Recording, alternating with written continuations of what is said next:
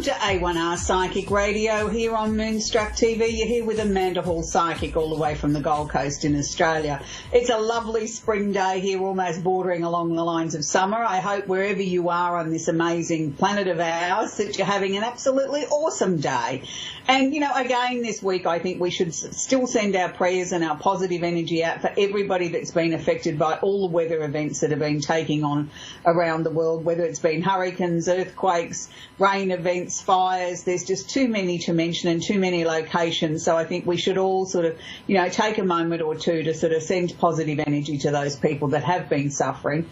A number of people have messaged me in the last couple of weeks and asked me, is there some reason for this astrologically at why we're having these weather events?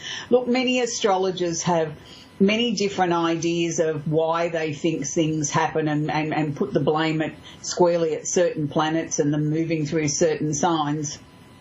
I personally don't like to sort of speculate on things like that because I think there's a number of reasons why we have weather events, and my personal opinion is it's got a lot to do with climate change, and I think we can all be responsible for maybe making some small changes in our daily lives which may just help contribute to reversing a little bit of the damage of climate change. And, you know, by that I mean something simple like start a compost heap. You know, try and look at the packaging that you're buying on purchases and try and minimise the waste and say no thank you to a plastic bag.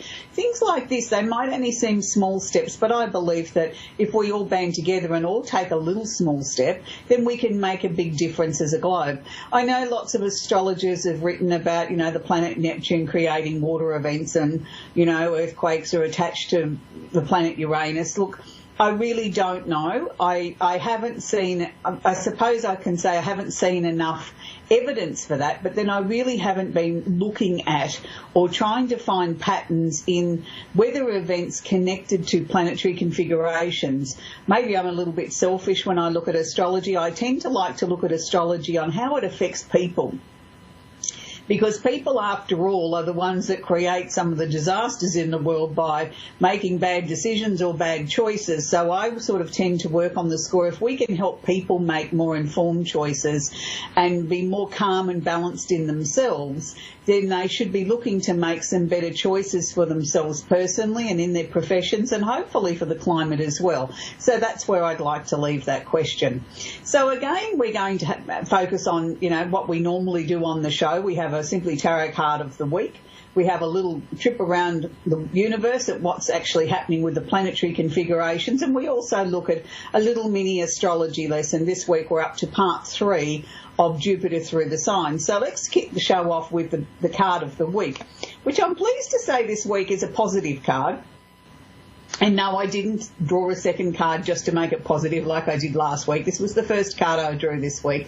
It's the Ace of Cups. Now, the Ace of Cups is security and a helping hand. So I felt that that was very apt, considering that we should all be doing something small to contribute to giving somebody a helping hand, whether it's offering to sort of open a car door for someone, allow them to go first in the queue at the supermarket, or simply just saying, "G'day.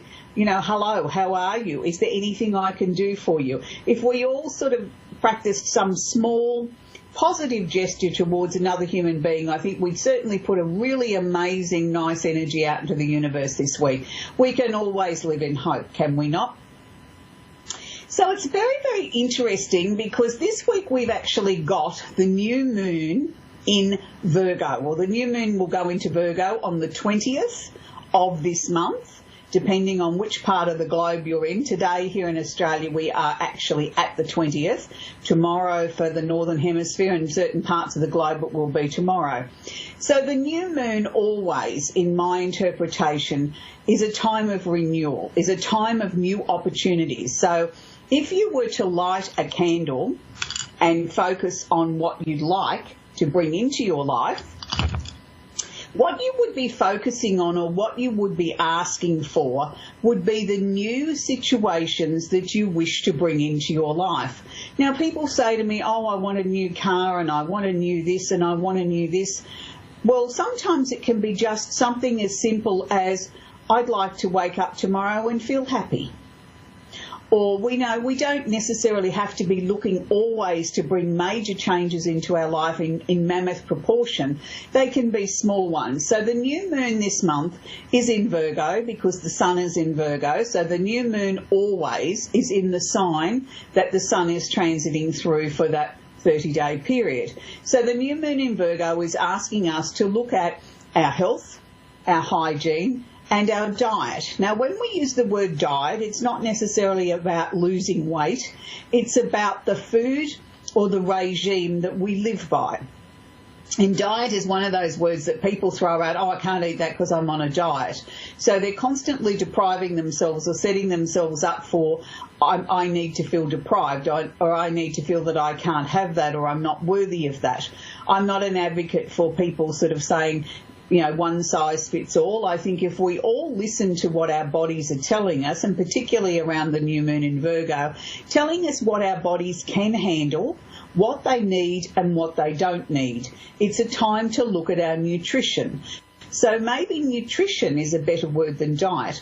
What am I doing from a standpoint of nutrition for myself and my family? So maybe if we look at that and look at bringing everything into balance, because that's what Virgo was asking of us, is to investigate, is to look for the practical, the fresh, the nutritious angles or the nutritious types of food, you know, taking things back to basics.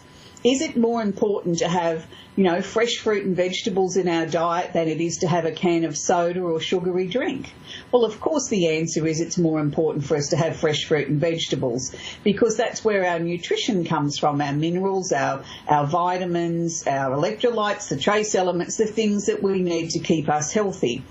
I believe if we listen to what our body is asking us for, then we find then when we bring our body back into a nutrient-rich state, we don't crave the things like sugary drinks, we don't have salty cravings and things like that, because we're giving our body everything that it needs.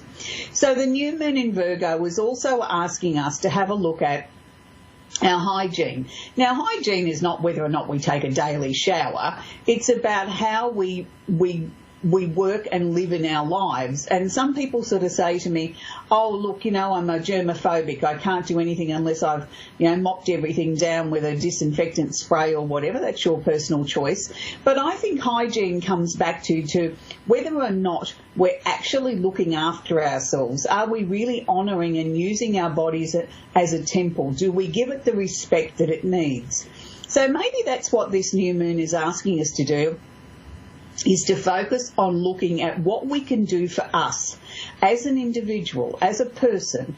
And then when we've worked out what we can do to improve our diet, health, hygiene, nutrition, then we can start to share the message with our family, our friends, and really start to be more focused on looking at ways of improving our day-to-day life. So with the new moon in Virgo, it's also holding hands with the sun at the moment. So there's going to be a little bit of topsy-turvy energy there as the new moon sort of stirs up a few emotions and asks us to release anything that's outworn and old that we no longer need, and sort of bring in or open our arms and our eyes and our vision up to new opportunities that can come towards us. The sun is also asking us to really turn around and say, what is it that I am proud of? What is it that I have achieved this year that I really want to sort of give myself a pat on the back and the gold star and say that you've done well? So maybe you might be able to write yourself a little list of what you've actually achieved this year and pin it up on the fridge or on your vision board and say, wow, I'm really proud of myself because I've achieved X, Y, Z. So we're going to go on to our third part in our series that we've been working with Jupiter, the planet of love, of expansion. Jupiter is a planet that sometimes can bring love into our lives. Yes, it's the love of things that we like to do sometimes is associated with Jupiter.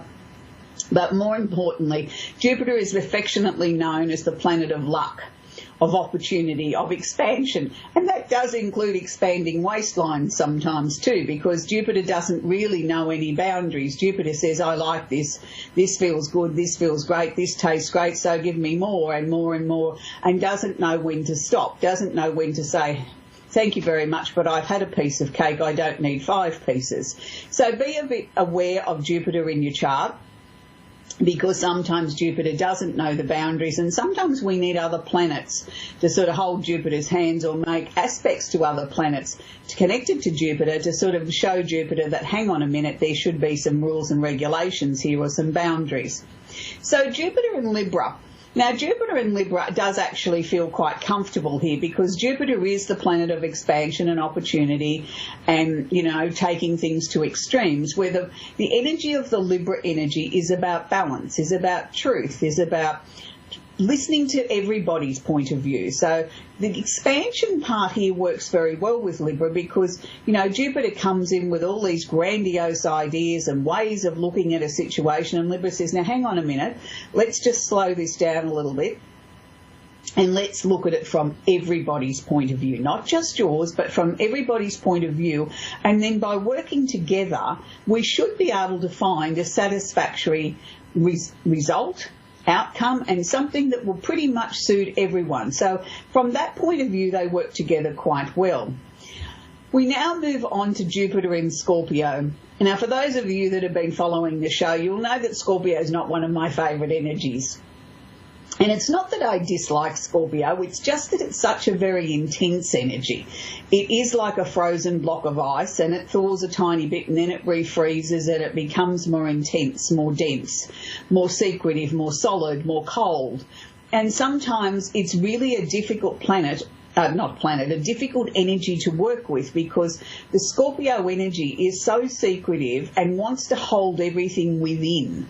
It doesn't want to release or share in any way. So sometimes it feels very uncomfortable, particularly when it's working with a planet called Jupiter that wants to expand everything out, open everything up, bring everything to the surface, let the light shine in, let everybody be free and easy, and, you know, let's have a great time, and let's not look to anything negative or slow anything down or be secretive in any way. So they're almost like arch enemies, because Jupiter wants to expand everything out, bring the light in, shine everything out there, make it very transparent and open.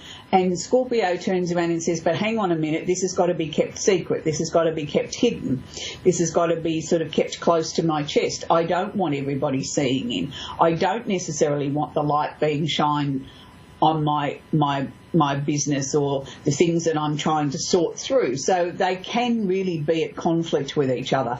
So when you've got Jupiter in Scorpio, sometimes that's a difficult placement, and anybody that has that in their chart would know that it's like a constant game of ping pong, going backwards and forwards, trying to be very open and feeling free, and then this other side sort of pulling you to the other side, saying, no, keep everything close to your chest, it's your personal business, nobody else has a right to know. So they can sometimes find it very difficult to bring difficult situations in their life to some sort of resolution where they feel that they've made a good decision, or a decision that they can live with for the duration of time. So I suppose the answer there is not be too hard on yourself and go with whichever part of the energy is strongest at the moment, and allow yourself that flexibility to know in a few hours' time or a few days' time you may feel differently.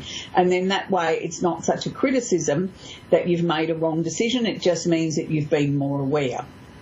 And that's really all Jupiter's asking you to do, is expand your horizons, be aware, be open to change. So, you know, we can all take something from that. So Jupiter in Sagittarius, what can I say? Jupiter rules Sagittarius, so it's no surprise that Jupiter and Sag are best friends. They get on well. Jupiter loves to sort of explore everything and open every boundary up, and the Sagittarian says, great, let's go. You know, what foreign country haven't we explored yet? What opportunity haven't we brought to the attention of everybody? You know, it's always about, you know, there's something more exciting over the next hill, round the next corner. There's always something more to be looking forward to. So they both are very, very positive energies together.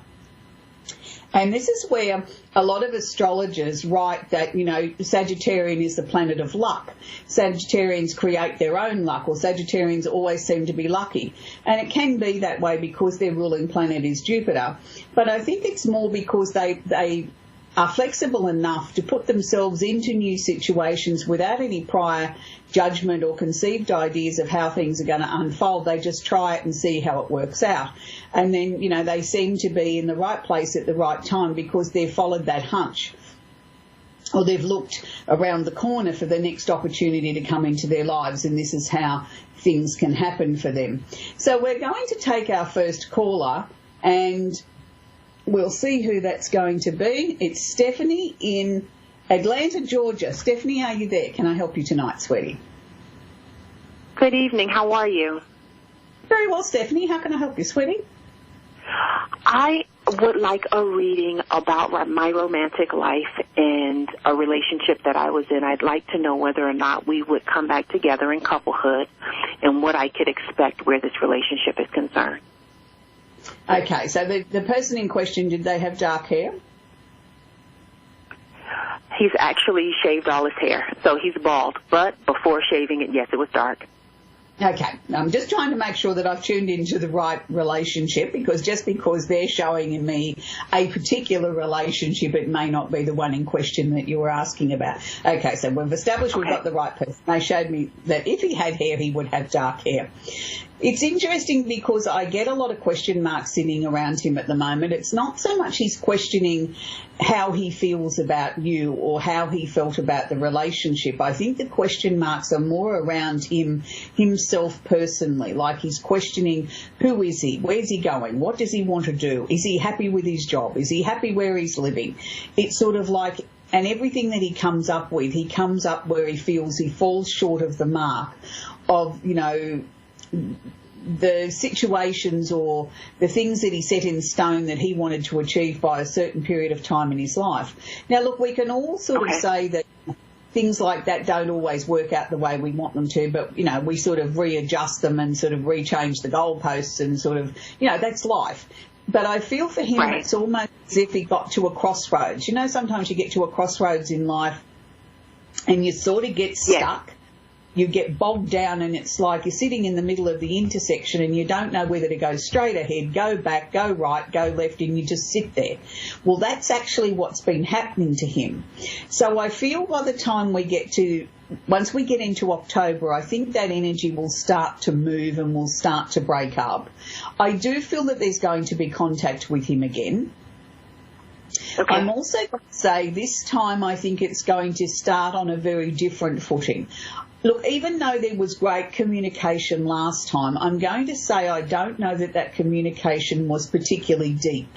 There was a lot of chatter, but there wasn't a lot of chatter that involved getting to the bottom of issues. It was like we skipped over anything that was too difficult.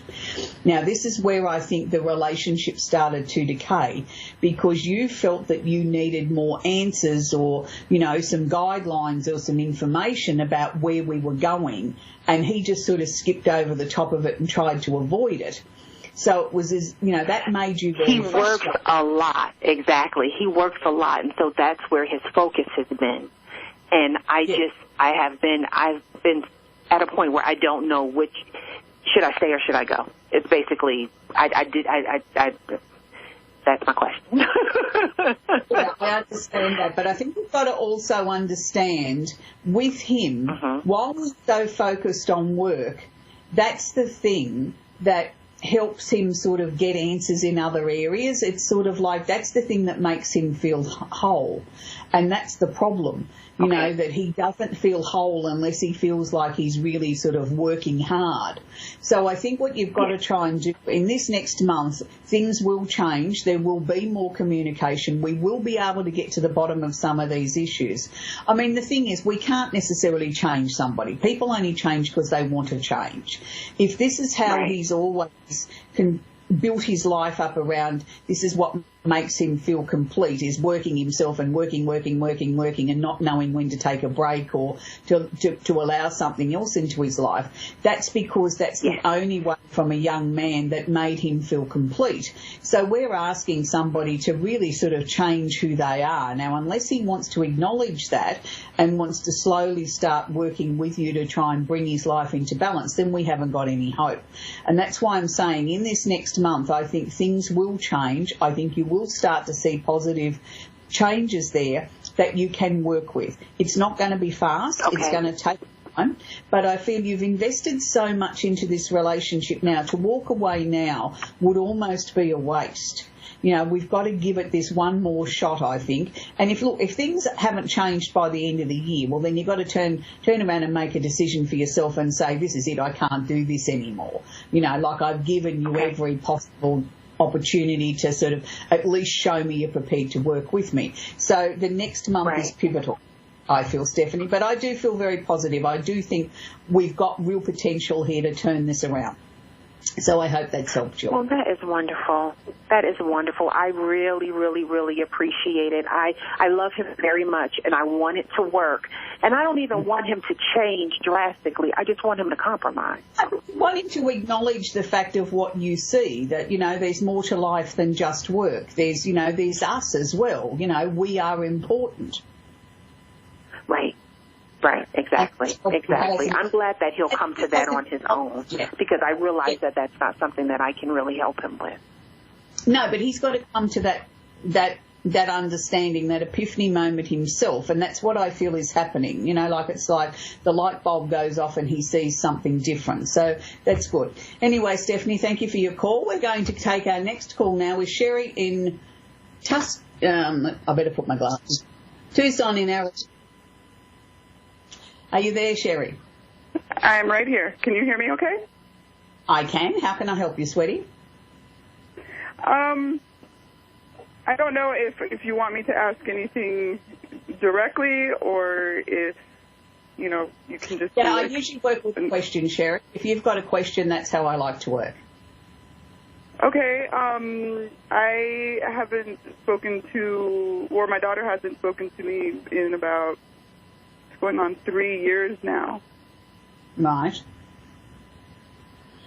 Okay, she's still very angry with you, your daughter. She still believes you were wrong and she was right. Now, I don't mean to sound flippant when I say what I'm going to say. I'm going to say to you she is very much her mother's daughter. So I think, having said that, I think we've got to make allowances for, she's got to be the one to see that she also played a part in this, that, you know, that it wasn't just all your fault and she was the only one that was hurt by this, that you've been extremely hurt by this too. Right. It's interesting because your daughter doesn't like to ever admit she's made a mistake, and I think that's part of the problem. Her pride will not allow her at this point to admit that she might have had some hand in this not working out the way that it should have. Now, having said that, I don't believe that this is going to be an impossible situation. I do feel within the next 12 months you will start to feel her presence coming back towards you. By that I mean she'll come into your mind more, you'll start to hear songs that remind you of her, you'll start to dream of her, and you think, why on earth is all this happening? You know, I mean, I still love her, I'm still, you know, of course you're a mum and there's still things that need to be sorted out even if she did knock on the door today, but I mean, you'd still welcome her back with open arms and say, well, we have to, you know, try and sort this out. So that will be the first sign that you will get that she's really starting to warm a little bit to the idea of maybe contacting you. Is these signs coming towards you? I feel that she went off, she had a relationship. I don't know that that relationship worked out quite the way that she wanted. That will be part of the reasons why her life will change yet again, is that she'll start to sit down and she'll look at things in a different set of eyes because the relationship ended. I think it was quite a cruel relationship where there was a lot of arguments and things like that, and a lot of things that she'll have to process. Now, during all that time of her processing things, she will start to have flashbacks of conversations with you, with the disagreement with you and who said what and how she saw things and how now she sees things slightly differently. So that will slowly start to change her mind on how she views you and what went down. I feel she'll contact you randomly out of the blue. I think it will be a phone call and it'll be very short. But it'll be sort of like, oh, wow, she's rang me and she's told me something and then she's hung up, but she hasn't given me a number I can contact her at or anything like that. It's just, you know, this has happened in my life and hang up. That'll be the first part. I think another month or two after that we'll get a more lengthy conversation out of it, and that will be the start of you reconnecting together as mother and daughter. When you do come back together again this time, the relationship will be very different, because you will be not like mother and daughter and one trying to dominate the other, as it's always been in the past, but you'll come back together as equals. And I feel that's the important thing. Like, she'll never say she's sorry, so don't hold your breath waiting for that, because you'll never hear it, because she's too stubborn and too prideful to ever admit that she was wrong. And you might have been right. You know, we can't choke on those words. But it's like you've got to be the bigger person and draw a line under this and say, okay, all right, if we never get to bring this subject up again about what caused us not to speak for years, that's okay. You know, like, we've drawn a line under it, we're moving forward, we're starting as from today. And that's probably the best words of advice I can give you. Look, I know she thinks about you every day. Even if she thinks about you and thinks that, you know, she doesn't love you anymore, she's still thinking about you. So, you know, she had to go out into the world and find her own way. She had to learn, I think, her lessons the hard way. That's what happens when you're a very old soul. The lessons are much more intense than somebody that might be their first or second time on earth. So your daughter is a very old soul, and the problem is she remembers in a couple of her past lives she was the mother and you were the child. And because it was reversed this time, she didn't like it. That's interesting. And that's I've never why, heard it that way. No, and that's why she's fought you every step of the way, from a tiny tot. If she didn't want to do something, she argued with you. She told you she wasn't doing it, and that's why, because she remembers on a soul level that she was your mother. So I hope that's helped you. I know that you will get to speak with her again in the next 12 months, so please be strong, and I thank you for your call. The show goes very, very quickly. We've wrapped up another show again for the week, so I hope you've enjoyed what we've brought with you to the show tonight. Next week we'll be wrapping up our 4-part series in Jupiter through the signs. We'll also be having a glimpse at what's happening in the universe, plus the Simply Tarot card of the week. So keep smiling wherever you are. I want you to make sure that you do something nice this week. If not for yourself, for someone else, but make sure you're kind to everybody that you come in contact with, and let's all do some small part in trying to reverse global warming. We can all take that first step. Have a great week, and we'll see you next week, wherever you live in this amazing planet of ours. Have a great week. Bye for now.